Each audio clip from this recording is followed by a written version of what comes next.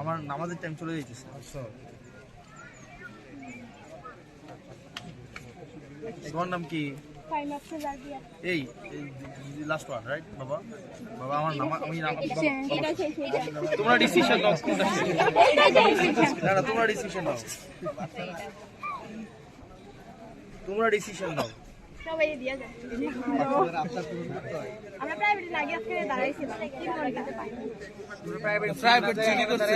Private শেষ করার পর থেকে এখানে দাঁড়িয়ে আছি নাই।